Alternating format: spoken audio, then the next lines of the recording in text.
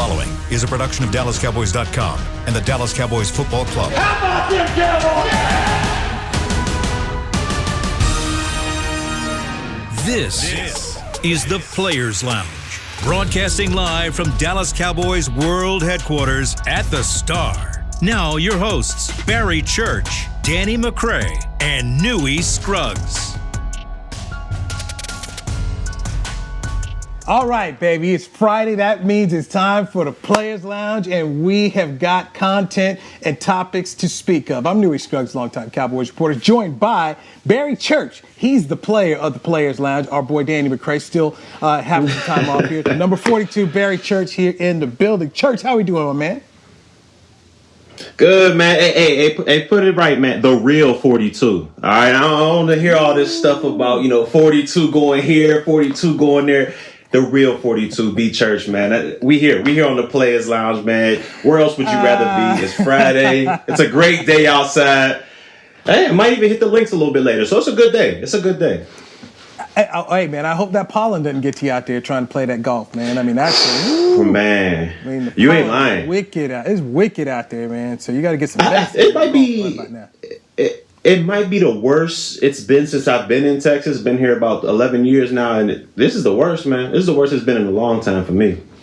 It's a challenge, man. It's a challenge for a lot of people, and it's only going to get worse. It's only going to get worse here. All right, lots of topics to get to. We'll talk about why fans are not excited about the possibility of drafting Patrick Surtain. Patrick Surtain at 10 could be there, but a lot of people aren't into it. What, in my opinion, Barry, people have been trained by the Hall of Fame owner to love and concentrate on offense at all times. That's a problem here, in my opinion. Yeah. I go back to Super Bowl 27 when they had the triplets. Okay, the triplets being quarterback Troy Aikman, wide receiver Michael Irvin, and running back Emmitt Smith, and those guys were fantastic. And Jay Novacek as the tight end, fantastic, and the offensive line was fantastic. But people forget the Dallas Cowboys had the number one defense in the National Football League. Okay, it's the number one defense. This is true. The Cowboys have won 5 Super Bowls in their history, and they have had a doggone good defense for every single one of them. The first Super Bowl the Cowboys ever won, 24-3 over the Miami Dolphins, who ended up the next season having an undefeated year, and then the next season after that won a Super Bowl, and they held them without a touchdown. The Cowboys Super Bowl 12 team, the second championship by Tom Landry, they recorded 8 turnovers in Super Bowl 12, Barry. 8. And it was broken. It was broken by 9 turnovers by Jimmy Johnson's first Super Bowl team that had the number one defense in the league. They had 9 against the Buffalo Bills when they beat them 52-17. So defense has always been a priority, but something that the Cowboys have excelled at. Jimmy Johnson was a defensive football coach. Tom Landry was a defensive football coach. But for some reason, people have fallen in love with offense, and I find it surprising that the Cowboys owner, Jerry Jones, according to Chris Mortensen of ESPN, is intrigued by tight end Kyle Pitts of Florida. What did you think when you heard that? Man. I knew this was coming. I knew it was coming, and I got to thank my boy Nate, Big Nate, who I do the pre and post game shows with. Nate Newton, Big Dog. He was, he was part of all those Super Bowl championship teams. But he told me this when I started doing this about 2 years ago. He told me, no matter how bad the defense is, no matter how bad they struggle, and the fans say we need defense, we need defensive help, we need to get it. No matter how bad it is, the closer you get to the draft, the less you'll hear about defense, and whoever the star offensive player is at the time, you'll hear this Cowboys Nation say, we need to grab him. Look, to me, I understand the intrigue for this guy. I mean, Kyle Pitts, if what they say about him is correct, he's a once-in-a-generation type player at the tight end, wide receiver. I'm going to just call him an offensive weapon because I don't see him as an every-down tight end, inline tight end. So I'm going to call him an offensive weapon.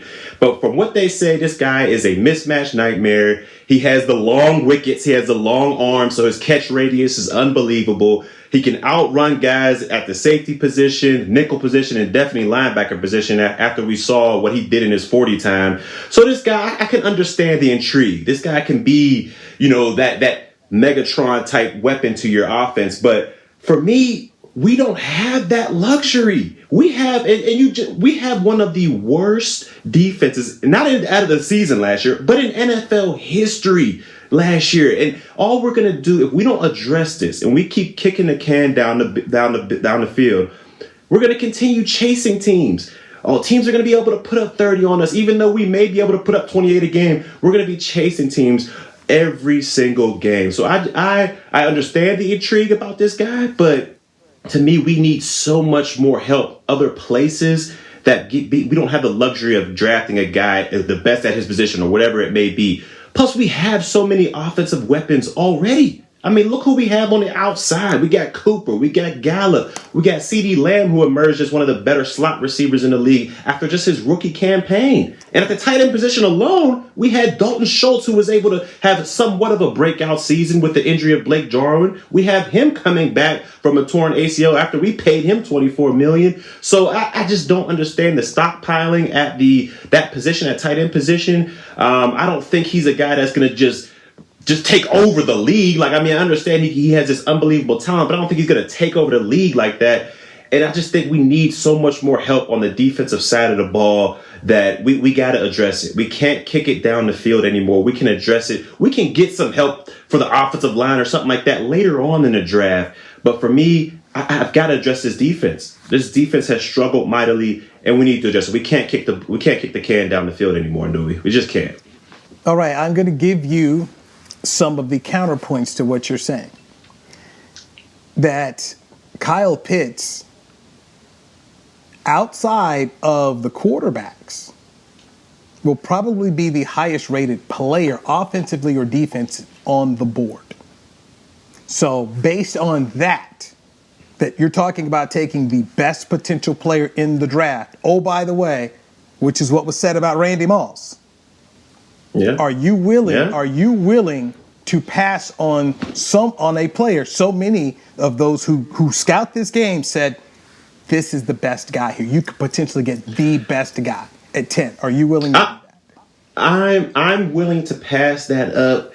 If we had a average defense, if we even had a middle of the road, maybe let's just say 17th to 20th ranked defense in the league, I would without a doubt say, you know what, we can get Kyle Pitts, because that defense, even though it's 17th or 18th or 17th or 20th in the league, it can still hold its own a little bit with that type of ranking. So I would say, you know what, let's go ahead and get Kyle Pitts. But the defense we trotted out there last year, it was dead last almost. I mean, almost a lot of especially the rushing categories, it was dead last. So you're going to tell me that bringing in Dan Quinn is just going to make that team go from that ensemble of players, you're going to make them go from dead last in the league to a middle of the ranked team? I just don't think the acquisition of Dan Quinn is that huge to this defense. I still think we need tools for him to be successful as a D coordinator, and we got to get those tools in the draft. We weren't able to go out there in free agency and grab the tools we need for this defense. So to me, we got to get those tools in the draft. And to me, it starts with at number 10 with Surtain. And that's just my opinion on it. I understand Kyle Pitts is this, could be this once in a generational player. But to me, if you can't stop the run and teams can just pile up points on you and pick your poison against you, Kyle Pitts ain't really going to do much work for you. All right. So I'm going to keep on just playing devil's advocate, giving you the other side of the argument. Okay. Okay. So you're okay passing on from what could be potentially the highest rated player in the draft to be the Cowboys sitting at 10. This is the Players Lounge brought to you by Hotels.com. You are the player. You were a safety. You see what this young man, Kyle Pitts, is able to do to corners. How would you have been able to guard a guy like this? Would you consider him a guy that when the game plan came out, they're sitting here talking to you as a safety like, Church, you better worry about Pitts? Oh, yeah, especially in the middle of the field as a safety, that's where you kind of look for at the beginning of when you're breaking down field. You look at the guys that are going to threaten the areas that you're in. And Kyle Pitts, being that big time or big slot or big tight end, whatever you want to call him, he's going to threaten the middle of the field. So for me, I personally, if I was a D coordinator, I'm going against a guy that is a mismatch nightmare like that, I wouldn't just leave one guy on him. I'm not just like, okay, nickel, you got him, or linebacker, you got him, or safety, you got him. I'm not putting one guy on him. I'm beating him up at the line of scrimmage with one, and then I'll have somebody over top trailing him. Now, that's where we need, corners on the outside to be able to hold their own if you're putting that much emphasis on somebody on the inside. But yeah, that's the type of defense I would put on him, and I would also make him have to prove it first. I mean, we're touting this guy as the next Megatron, and he's yet to play a snap in the National Football League. So for me, I'll let him prove it first. But if he's able to do that, and his talent is as what they say they is, then that's how I would defend him. I'd beat him up at the line of scrimmage, and I would let my D-line do work on that quarterback, and hopefully he throws up some takeaways. But overall, I got to see him do it first. I got to see him on the field do it first, and then we'll go from there. Okay, so I'm just based on what you said, you're talking about potentially having two guys deal with Pitts. So if you're the Cowboys and you've got Pitts and Barry Church is sitting here having to worry about him and another player, then I've got CeeDee Lamb out in a route, I've got Amari Cooper out in a route, I've got Michael Gallup out in a route, and I've got a potential of Ezekiel Elliott coming out of the backfield. How do you defend that? You got all those things. You do, and I never said not adding him would make this offense even stronger, even have more capabilities out there. My worry is, what are you going to do with your own defense? See, we keep talking about this, this offense putting up this, look at all these weapons, and we get to pass the ball around to all these different weapons.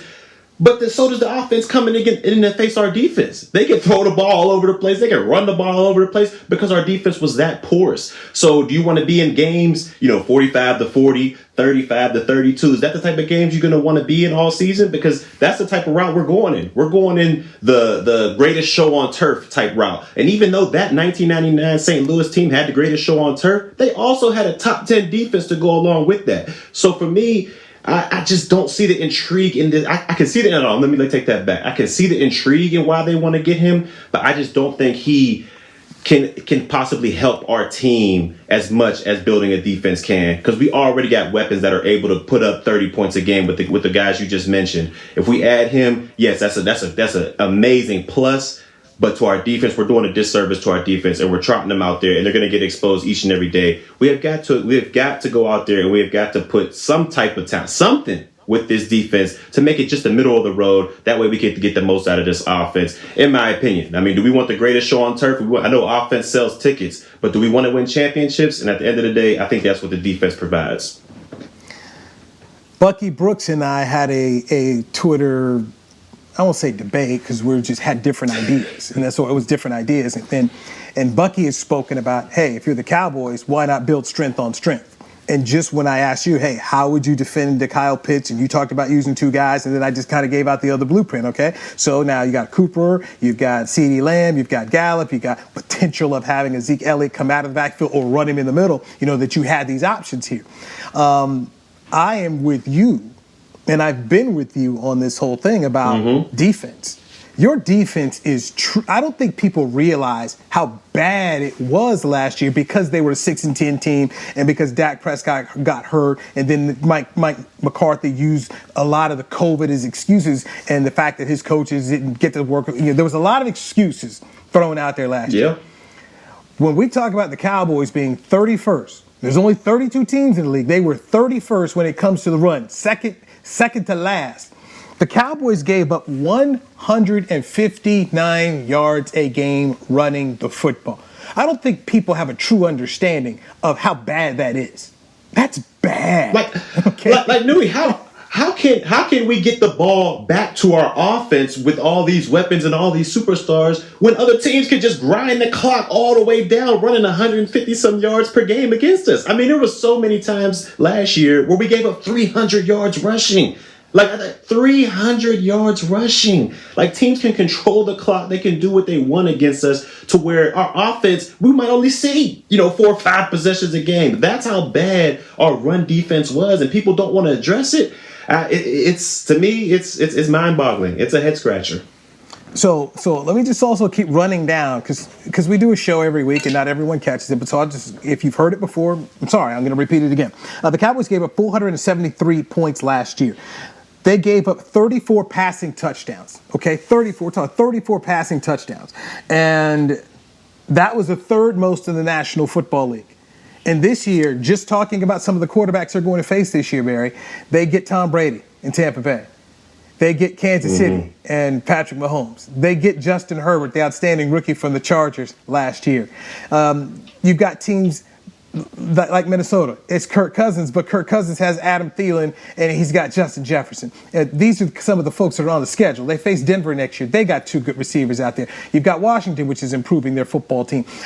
You've got dudes that you sit up here and say, they got problems. You got Carolina, who's got Robbie Anderson. They've got that quick kid they did take a couple years ago out of Maryland, DJ, what's his name? DJ Moore. DJ Moore. You've got dudes that they're going to have to go ahead and man up against and deal with, and quarterbacks are going to have to deal with. This defense has got its problems. Rick Gosselin, Hall of Fame writer, had a column out this week, and I sent it to you in case our folks, you didn't check it out. It's over on my Twitter page at Newy Scruggs. It's Newy-Scruggs. That's Newy-Scruggs. But some of the highlights that Goslin spoke about, he said, hey, look, the Cowboys get infatuated with offense, and fans want to talk about the offense. But he says, something you got to know about offenses and high-scoring offenses is it does not really lead to championship success. Since 2000, 19 offenses, Barry, have scored 500 points. 19. Take a guess how many of the 19 have won the Super Bowl. Maybe one. Maybe. One. The 2009 New Orleans Saints. Peyton Manning's greatest year of football was in 2013 when he threw a record 55 touchdown passes. Denver scored 600 points. That's the only team in NFL history to score 600 points in a season. Peyton Manning and the Broncos went to the Super Bowl. I was there. It was at MetLife Stadium. Bruno Mars did the halftime show. It was sensational. And here's what I remember about the halftime show of that game was the game was over. I mean, the game was over. They were getting blowed out. They end up losing that football game 43-8, okay? Denver lost 43-8. And this is with Peyton Manning having the greatest football season he's ever had. I remember doing a radio show for NBC Sports that week with Bart Scott. And Bart Scott was like, yeah, man, you got to go with the general, man. You got to go with Peyton Manning. I was like, Bart, man, give me the defense. And sure enough, the defense went out there and whooped upside their head. That was Peyton Manning's greatest year. How about Tom Brady's greatest year of football? 2007. Were you on that Cowboys 50 touchdowns. Oh, yeah. No, I wasn't part of that. Okay. They came here and put on a show. But that was 589 points that New England team scored that year. They went undefeated in the regular season, went undefeated all the way to the Super Bowl. And do you remember how many points that New England offense scored in the Super Bowl against the Giants? I think was it 14? 14. Yeah. 14. That's it. 14. That's it. And that's it. And I bring these up to go back to say what you were speaking about here, which is, hey, man, guess what? These defenses matter. And as many points as you score, we're not seeing it translate into championship trophies. I don't even know if you were born Super Bowl 18 back in '83 when Washington went and faced the LA Raiders in Super Bowl 18 in Tampa Bay. So that was the year that Washington was coming off their win of Super Bowl 17. They had the fun bunch, and they had set the record for points in the National Football League, well over 500. They go all the way to the Super Bowl. They're this heavy favorite against the Raiders, and they got obliterated. I want to say it was 38-9 was the final. I mean, they just got trashed. And this was also a Raider team Washington had beat earlier that year at RFK Stadium. So, it was bad. And I look at what happened with Tampa and Kansas City. Tampa took on Kansas City, and Kansas City blew them out in their own stadium earlier in the year. And the Super Bowl, man, it was a beating by Tampa Bay against Kansas City, and Kansas City didn't have 2 offensive starting tackles. It showed they got blown out despite all the great offense. So what you're saying, I'm backing up, and Tony Casillas, a former great Dallas Cowboys defensive tackle, part of a couple Super Bowl teams, Tony tweeted out this week, hey, man, Jerry, stop talking about this tight end. You won with defense. So that's my argument back to the fans, is this whole premise of, hey, man, look, we can go outscore these people. That's not the strategy that wins championships. No, if you want, a regular season division championship or just a playoff berth, then yeah, go ahead and load up your offenses. I mean, offenses do well in the regular season. Like you said, Peyton Manning had the 55 TD passes. Tom Brady had the 50 touchdown passes that year. They do all this great stuff. But when it comes down to nut and butter time, when it comes down to getting things done, if you have a hellacious defense out there, it's going to win every time. It's going to win 9 times out of 10. I mean, and that's what I think we need to get the philosophy going in this team and this defense. We need to add pieces to this defense. I mean, last time we heard about Jerry being intrigued about a player, it was Johnny Manziel when he was coming out. Now, I'm glad whoever talked to him, that draft night, talked him out of that decision, and we ended up going with Zach Martin, I believe, which was a way better deal than Johnny Manziel. But I mean, this intriguing factor, we got to get away from it, man. We got to get away from it, and we got to address this defense. Now, later on, maybe a year or two from now, then we can get back to the offense. But when your defense is this bad, you don't add things of great value in free agency, you got to address it in the draft. This is the portion of the Dallas Cowboys that I kind of laugh about, and this comes from a national perspective. We're here all the time. We know what's going on here. So Chris Mortensen, who's a Hall of Fame writer, and while Chris didn't say, Jerry told me he's intrigued, Chris has always had a fantastic relationship with him. And through the years, I know there's certain media people who have a direct line to Jerry, and Chris Mortensen is one of those guys. So I believe he did get this from the source, Jerry, about being intrigued by Kyle Pitts. But Jerry's always been intrigued by certain players. You brought up Johnny Manziel, so I kind of went back on my list of players I've known through the years that he was intrigued of. He loved Willie McGinnis when he was coming out of USC. He loved Willie. He was very intrigued by Willie, tried to trade up for Willie. I remember having Willie on my Sunday show in L.A. before he got drafted and ended up going to New England. Willie had said he thought the Cowboys were going to go get him because they were. So Jerry was intrigued, loved Willie McGinnis, didn't work out there. He was, like you said, he was intrigued by Johnny Manziel. He was intrigued by Quincy Carter, and he ended up making a second-round deal to trade to get Quincy Carter when his scouts had him as a fourth-rounder, and some of them said, don't even do it. He was intrigued by Quincy Carter. He was intrigued by Mo Claiborne, and they ended up making that draft day deal because the Cowboys said, man, he's the highest-rated guy we've had since Deion Sanders. So they were sold on Mo Claiborne, made that deal, didn't work out that way. And I'll give you another guy, probably the ultimate regret for Jerry of a player he was intrigued by, really wanted, which is Randy Moss. So yeah. Oh, we saw what happened when Randy came down to Dallas. I think that was that Thanksgiving game. Yeah, he had like 3 catches for 3 tubs. I mean, it was ridiculous. I say this about Randy? Let me say, go ahead, Newy. Barry, here's the thing, and I defend Jerry from this standpoint. Now, Jerry wanted him, but at the time, Michael Irvin had his issues, and the people were looking at the Cowboys. They didn't like them. Their own fan base is like, man, these aren't good dudes. We don't like them. They had a really bad perception of the football team, that they were entitled. Too many guys were getting in trouble. They didn't like what they saw. They didn't feel like this was my America's team. So that was one reason why they didn't draft Randy Moss. And Michael Irvin has said years later, I'm the reason that Randy Moss wasn't drafted because of the issues I was going through. And oh, by the way, 19 different teams, not just the Cowboys, but 19 other teams passed on Randy Moss. Okay? The Titans passed on Randy Moss 2 times. And one of the reasons why I think Randy Moss was so successful is because of where he went. He had a good relationship with Denny Green, the head coach. Denny Green was able to talk to Randy Moss man to man, father to father. Then when Randy got there to Minnesota, he also was under the wing and tutelage of Chris Carter. Chris Carter brought him in. Okay? Yes, sir. And then another guy who lives around here in the area, Jake Reed, a wide receiver. So when I look at Randy Moss's success, people like to conveniently forget the infrastructure he went to. And Barry, you played in this league, and you were also in Jacksonville. So you understand that when you go to a team, a culture and infrastructure matters very much to the success of a player, especially if the player has question marks.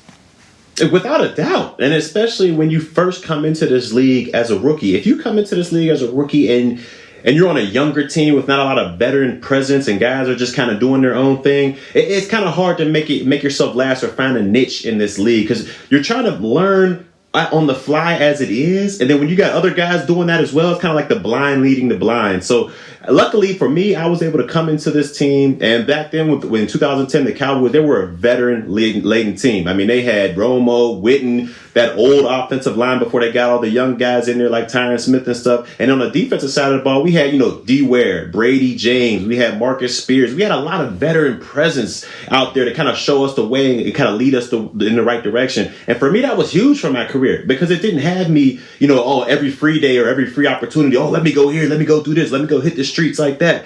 No, those guys are saying, nah, church, you need to calm down. Let's go look at this, or let's go work on this. And I think a lot of that, a lot of the downfall of the young rookies or busts out there is when they go to a situation where they don't have great leadership, or they don't have guys that have their best interests at heart. And, hopefully these guys coming out of this rookie draft land in the right situation. But like you said, Newy, that's a huge thing to be able to have a great relationship, especially coming into the league as a rookie. It's much needed to further your progression as a player.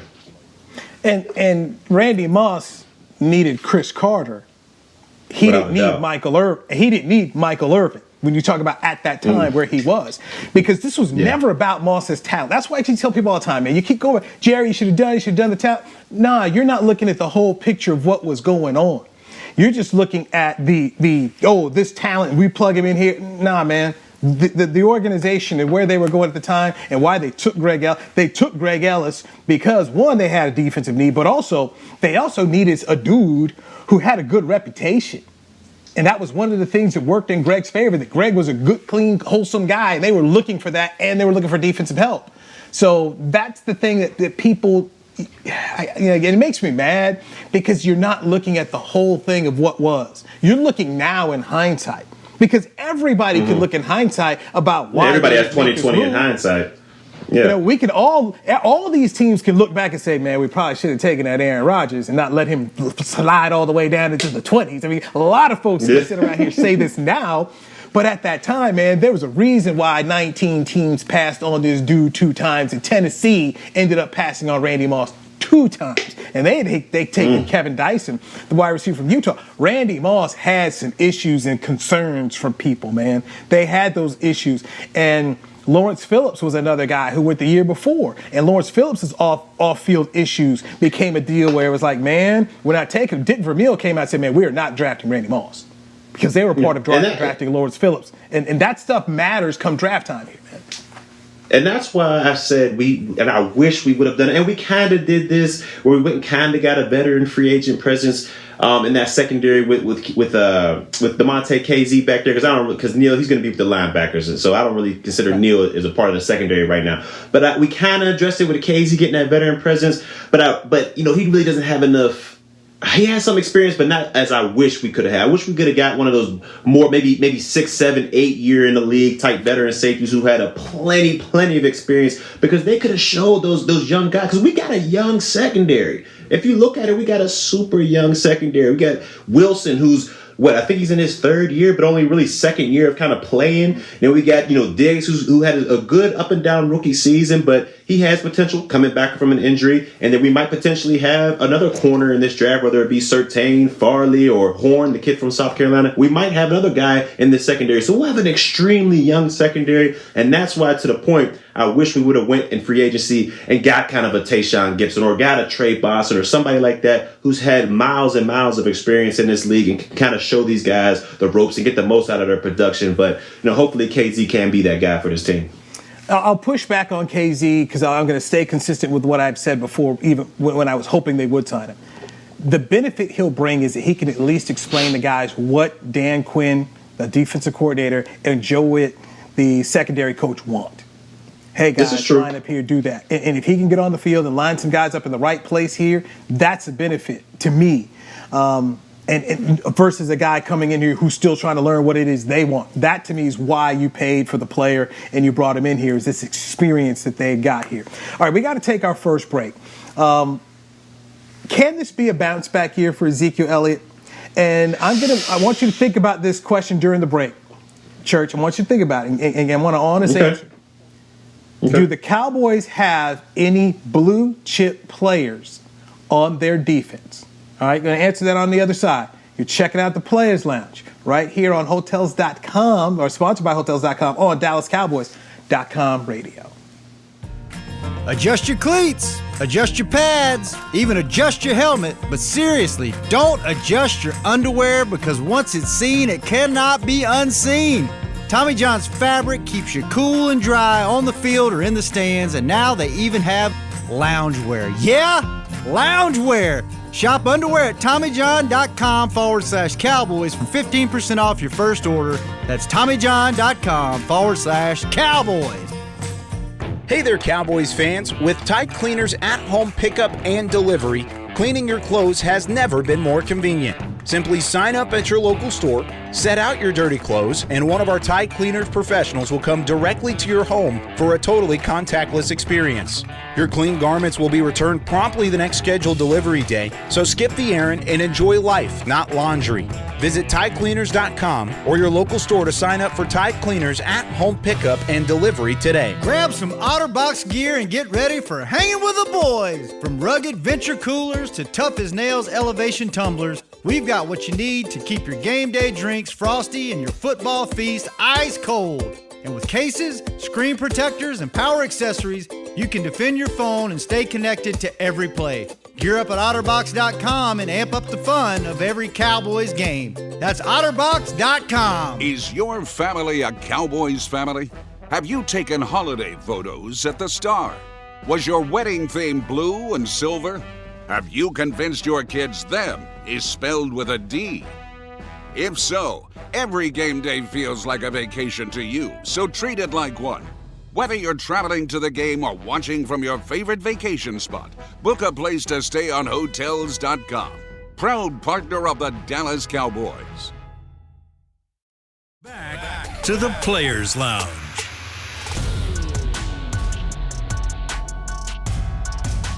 All right. DCC auditions. Ever dreamed of being a Dallas Cowboys cheerleader? Well, this year may be your year to make the team. The Dallas Cowboys cheerleaders will be hosting online auditions with a simple application and video submission. This is the chance of a lifetime to pursue your dream and perform in the National Football League from the convenience of your own home. Online auditions open May 2nd at DallasCowboysCheerleaders.com. And not just doing NFL games, the Dallas Cowboys cheerleaders do worldwide events. I was checking out this show on Netflix, Church, and if you haven't seen it, it's a Formula One show.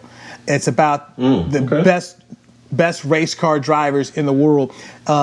They race 21 races on 5 different continents. All right, they're in all these great countries, and they do have a Formula One race in the United States, and it's down in Austin at the Circuit of Americas. And when they went and showed that race, there were the Dallas Cowboys cheerleaders right there being a part of it. Like, hey, everybody, welcome to the U.S. Grand Prix and how we do it down here. And they're the world famous Dallas Cowboys cheerleaders. So something to check out there. You and I love talking football, but we are fans of music and movies. And we just got the news that DMX, the rapper, has died at 50 years old. His family confirmed it. He'd been hospitalized since April 6th after suffering a heart attack, man. Man, you hate to see it, man. You hate to see it because, I mean, DMX is that's a guy that I grew up on. I mean, when I was finally able to listen to the CDs that had the little parental advisory at the bottom of them, explicit. But I was finally able. My parents finally said, "Okay, you can listen to stuff." Man, DMX was one of the first guys I threw on the track, man. His music is iconic. I mean, it goes all the way back to that 99 World, I think it was Woodstock in 99 when he performed in front of, I'm talking about millions. If you haven't seen it, if someone hasn't seen it, look it up on YouTube. I think it's a 1999 Woodstock DMX performance. He had the whole world singing his anthems, man. This guy, Rough Riders anthem. Rough Riders anthem. He was huge. And you just hate to see, what drugs and different type of things can do to you. I mean, he was an icon out there, and you just hate to see passing of an icon like this. So definitely condolences to him and his family. But man, I mean, you hate to see it because this guy, I mean, this is who I grew up on. This is who I grew up on, and a lot of people grew up on. And like I said, man, you hate to see it. Yeah, man, it's gonna make me watch that film Belly that he did. He acted in. Oh, classic. He was with the Rough Riders in his first album, 1998. It's dark, and Dark and Hell is Hot. It was number one. Oh man! On the Billboard 200 chart, and so I just go back to some of those great tunes that he's had. Where the Hood At? That was one of those classic ones you rocked all the time. Everybody knows the Stop, Drop, Open Up, Shop. The Rough Riders anthem. Man, the Rough Riders, everybody knows it. And then the one he did with Cisco, what these blank want yes. From a that was a classic. That was he was naming them Shanisa, Shauna, Denise. Right. I'm like, oh my goodness, man. Had 2 kills. He was a great storyteller. I had 2 kills and Alicia. In the raspy voice that he had, His voice was unique. He was a great storyteller. If you listen to his songs, he told stories to pretty much every single one of them. He was amazing. He reminded me of Biggie Smalls in that regard, as to where he was a great storyteller. And his music is classic. And I'm gonna have to bump me some DMX today, man. I'm gonna have to bump me some today. the DMX, Here We Go Again. When you talk about a great storytelling, that's a really great storytelling on that tune. Here We Go Again. Mm-hmm. When I take my spin classes, I don't necessarily like the music that comes through the speakers at the gym, so I bring my own headphones. There you go. The DMX probably gets me through. DMX tunes probably get me through about 15 minutes of class, because I'm able to just turn those on there, man, and just go. And it's got you going, man. That's the thing. But 50 years old, Earl Simmons, that's his real name. Earl Simmons has passed away at 50 years old. I said, I know this is a football show, but guys like Barry, football players love rappers, and rappers love football players. Without a doubt. It's a thing. And it's at 50, man. Dude's my age, okay? So that's how it hits me. He's young. Okay? That's how it hits me. When you talk about life, man. Yes. When you talk about life, 50 years old is extremely young, man. And when you talk about music and sports, they're synonymous. They're one and the same. How many times do you see guys on the warm-up field before a game? They got their headphones on, they're jamming, because music gets you in that. It gets your adrenaline pumping. It gets you ready for battle to go out there. And I don't know who was better. I don't know if there was a better artist to get you prepared for battle than DMX. He definitely was on my rotation, getting ready for the games. He gets you hyped, man. He gets you hyped, and it's just, man, you just feel bad that he's gone so early, man. Because like you said, 50 years in this life, that's still relatively young. So you just hate to see it. You hate to see it. San Francisco Giants manager Gabe Kapler, when he was with the Texas Rangers, "What's My Name" used to be his walk-up song. And that's probably my best one. It's not a game. What's my name? DMX, right. And then he just gets going, man. It's just he is hype, man. I'm telling you. Yes. You understand? Now you do that. Now you go into you go into a spin class and you cycling on a bike. What's my name? Stop talking. Just. Oh man, it'll get you going. The way he came up, and especially for you being a safety. Okay, you about to hit somebody. What's my name? You hit him. Man, you got me sweating now, dude. You got blood going through my veins now. I'm sweating right now, man. Wow, I'm telling you that, and that's the impact he had. That's the impact he had on everybody, man. He got he just got you amped and ready for battle, man. Man, like I said, you hate to see it. He was an icon out here, man, but he won't be forgotten, man. That dude made some classic tunes, man. Classic tunes. So DMX will, Black Twitter is going to have some amazing tributes to him. And look, DMX has been very public about his drug addiction. Said he got addicted to crack cocaine at 14 years old, and he battled it. And here he is passing away of a drug overdose. And I think all of us can pretty much say we know someone in our lives who's had an addiction, and the addictions don't stop. People at times can get some help, but you hope that they can come through. Unfortunately, he didn't come through, but I just look here and celebrate what a great rapper he was. And the effect, the rap game changed. That's for me, that's when I start to look at just athletes and entertainment. Did you change the game? Nobody else was rapping like him the way he came. Okay. I mean, that was that thing about him. And there's just certain guys that come along and you're like, all right, man, that guy's different right there.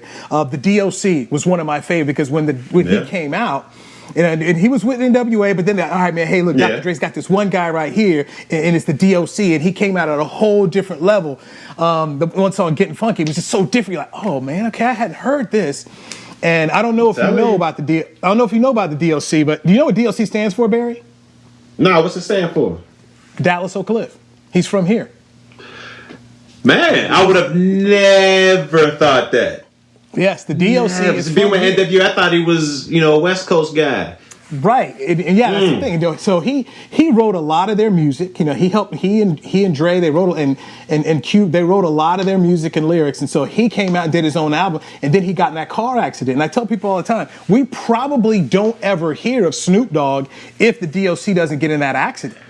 Yeah, because then he lose his voice or something like that. Yeah, or it's like his voice was all his trachea was definitely messed up, and so Dre kept on making music, and so his little brother Warren G is, hey man, check out my boy Snoop, and then Snoop becomes the legend that he is. But I tell people all the time, as great as Snoop is, the DOC was at that level too.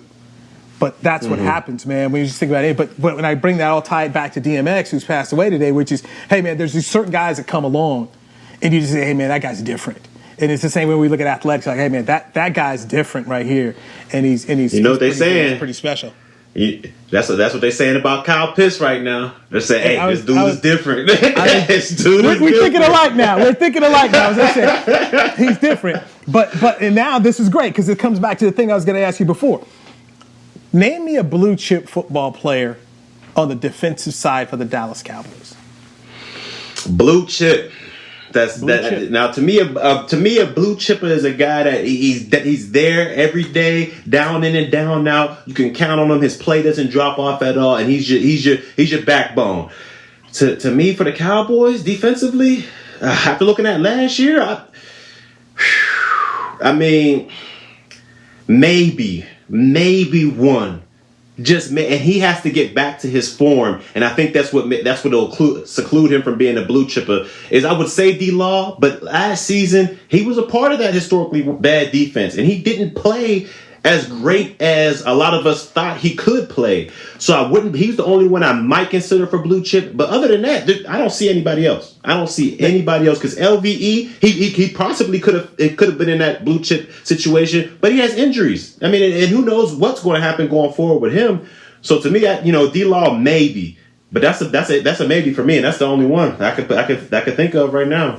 Okay, they don't have any. Right, I'll tell you right now, there are no. All right, simple as that.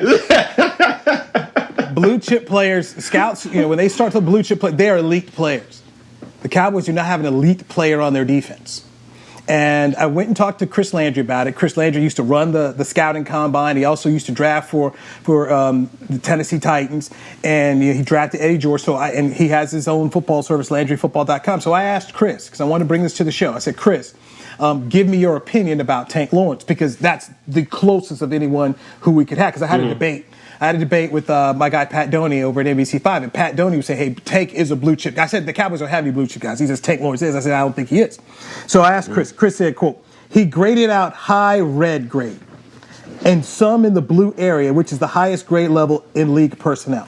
So he's a red, which means he's a good football player, but he's not elite. When I think about, when I think about blue chip, Aaron Donald's a blue chip football player. TJ Watt. Yes. You see, you get it. They're elite players, and the Cowboys don't have an elite player. And I take this back into what we're talking about in the draft.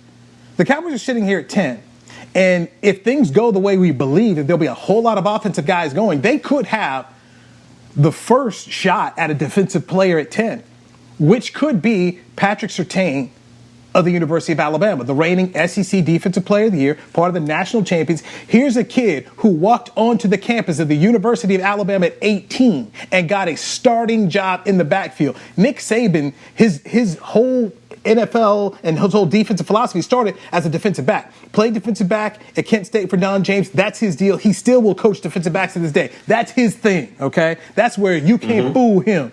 So for Surtain to come in there as a freshman and start there 3 straight years. To me, that's special. We look at Trevon Diggs last year, and we look at him and we say, you know what, there's a future building block for the Cowboys. Yep. But we know this.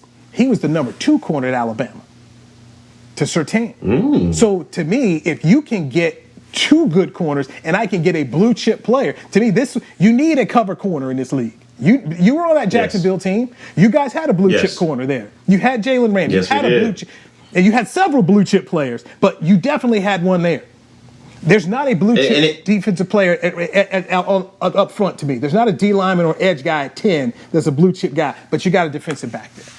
You do got a defensive back, and maybe I'm thinking a tad bit selfishly because me as a safety, if you know you got those guys at the edge, if you know you got a Ramsey, and at the time I had a Boye on the other side, it makes your job so much easier. Because you can sit there and you can just say, all right, you got that dude. Even though I'm supposed to help you a little bit, I know you got that dude locked down. And it can free you up to make so many more plays. So that's why I think I had the whole, we need to get this guy at the corner, because it would make the safety's job that much easier. So maybe I'm being a little selfish in that regard. But if there was a high-ranking defensive lineman, if there was someone along that defensive line in this draft that could be that blue chip prospect, I'd be all for it. Because even though those corners on the outside make a safety's job that much easier, the front 7 makes the whole entire defense that much better. And I would lean that way. But there's not that guy right there. So you have an opportunity to have a blue chip corner in Surtain and match him up with another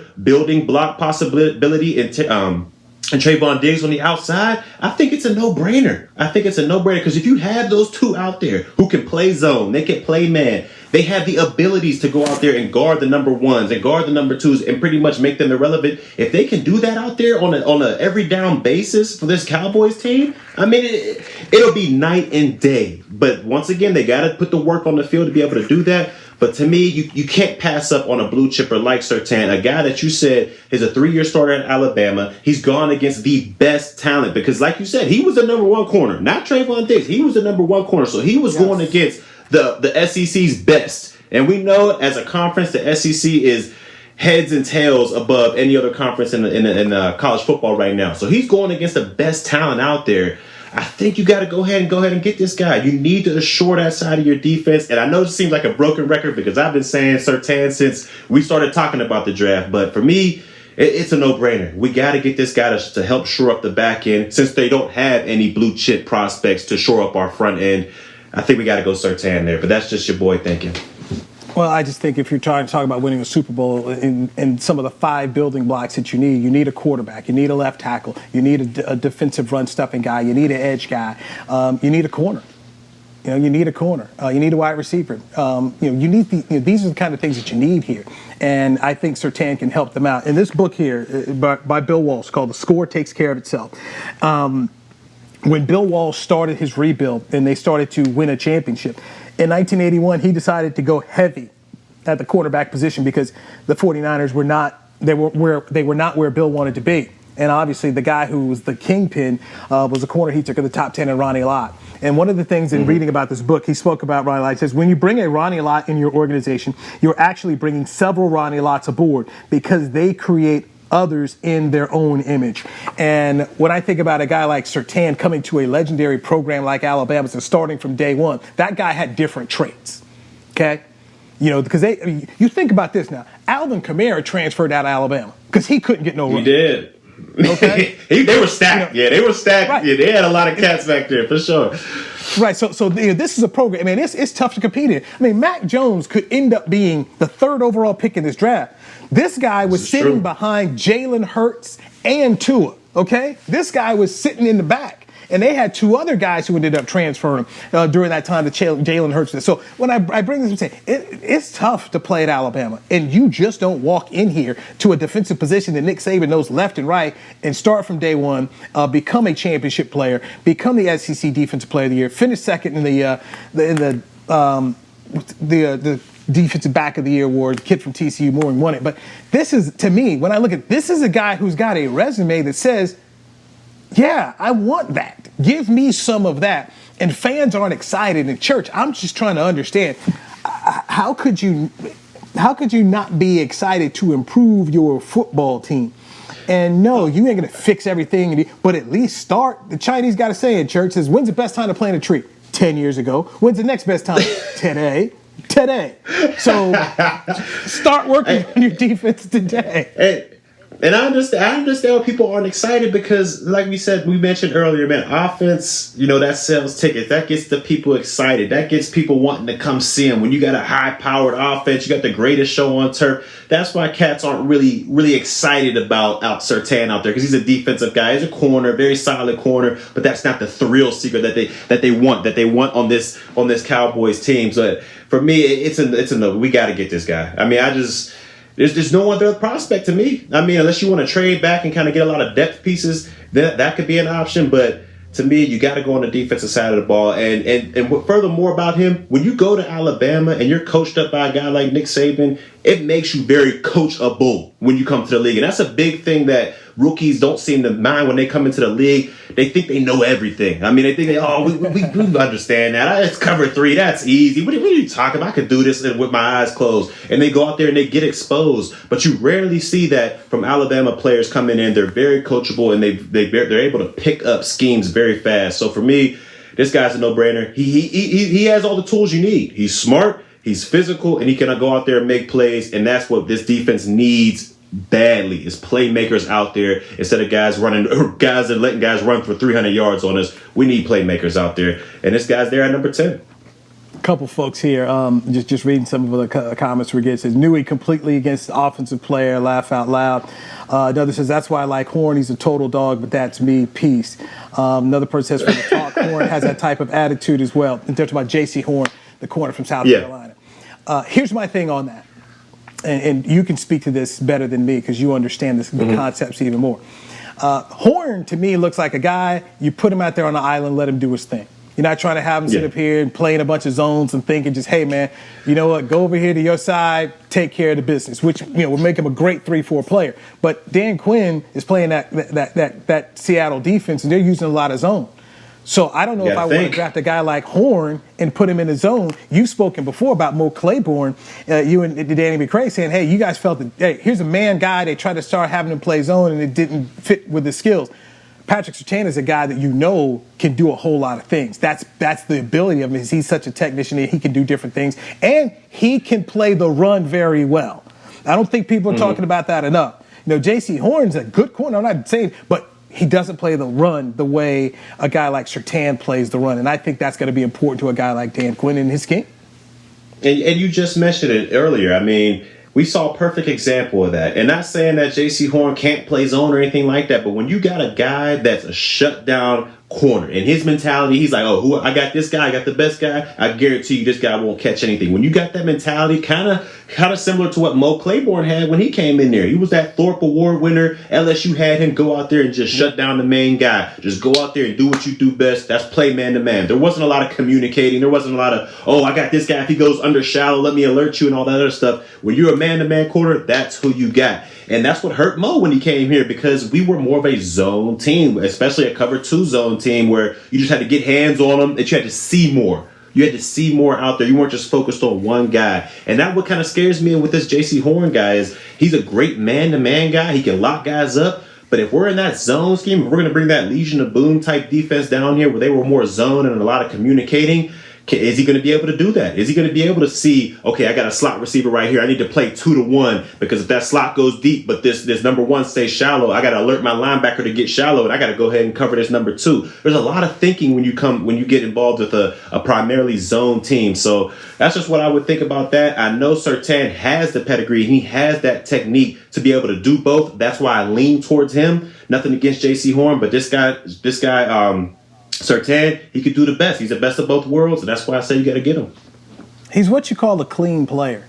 The tape tells you this is a good football player. He can contribute, and just so many check marks are there.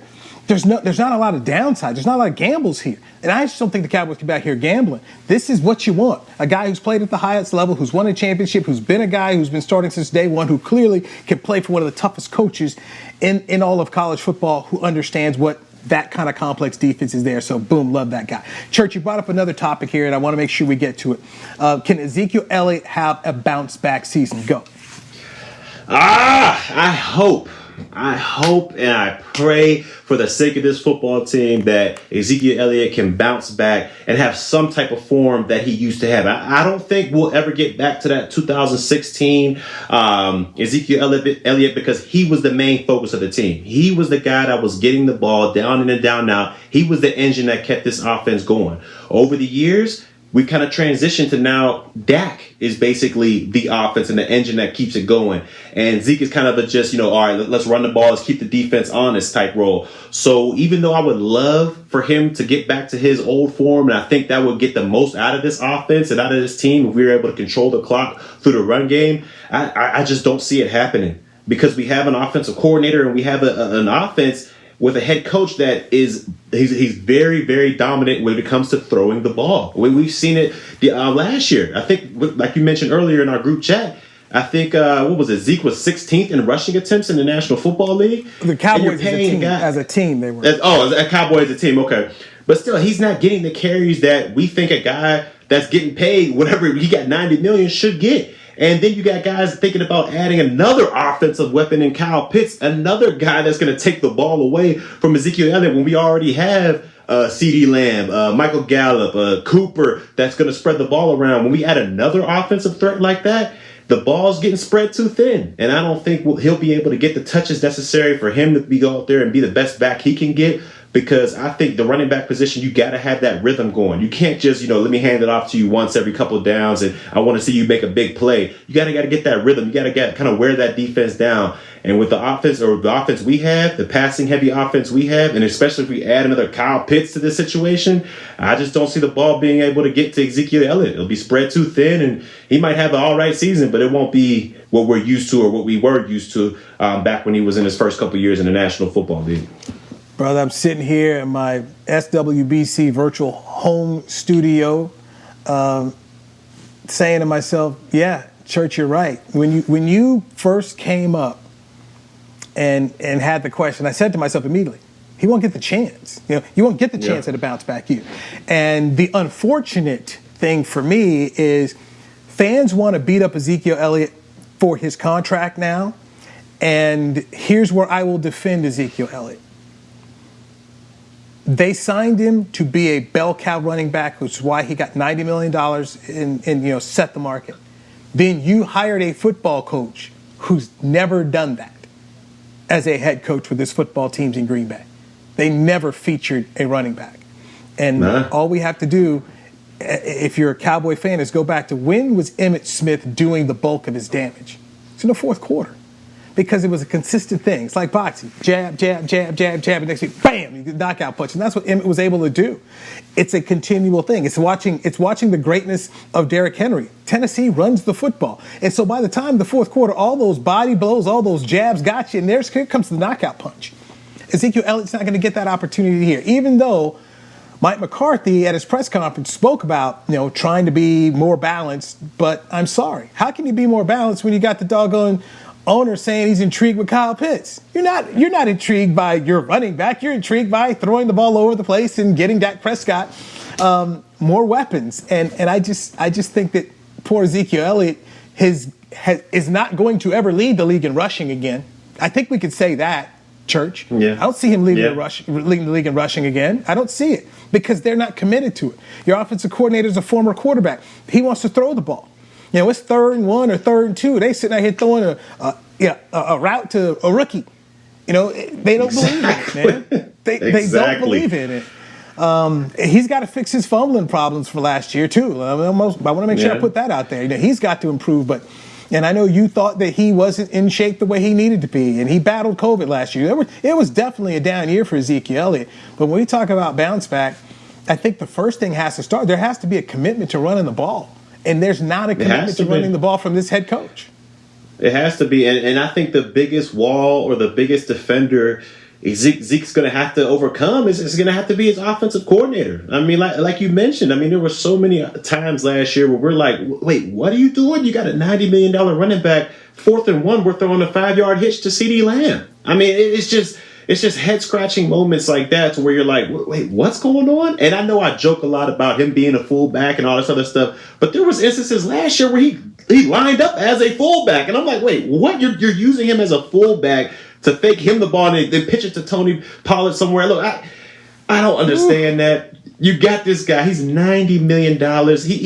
He is one. I'm not going to say he is a top 5 back because not after last year, but he still has some talent in the tank to be able to do damage. I just don't think he gets the reps he needs to get to be able to wear down a defense and get back to those game-breaking plays that he was able to do. And like you said, Newy, I don't know if we'll ever get back to that moment, but for him, I think he needs, as far as his career is concerned, I think he needs a bounce-back year this year. But I'm not sure how it's going to happen with all those offensive weapons and spreading the ball. There's only one ball. There's only one ball out there. And with all these options, somebody's going to be unhappy. I'm just surprised that it's the $90 million man that's going to end up being the one left out. That's a head-scratcher to me. It's going to turn out, at the way they're going, okay, the way they're going, it's going to turn out that you're going to look at the money you spent on Ezekiel Elliott and say, you're not getting the return on investment. That's what's going to happen. And people are going to want to blame the player. And that's what I'm just kind of cautioning against for the Cowboy fans that are checking us out here on the Players Lounge, brought to you by Hotels.com. This isn't all on the player. He can't give himself the football. He's not getting the type of work that a Dalvin Cook is getting in Minnesota, or even a Derrick Henry in Tennessee. Those head coaches are about running the ball. They're also defensive guys too. They're defense. Is it a shock? The defensive guys are about running the football, and you got an offensive head coach who's never done it. I mean, he had Brett Favre, he had Aaron Rodgers, he's had Dak Prescott. These guys have been chucking it. It's what they do. And so that $90 million, I don't think Jerry's going to see a full return on that investment. And that's kind of a shame because you and I know how it goes. It goes back to the play. People get mad at the player with the without big a doubt.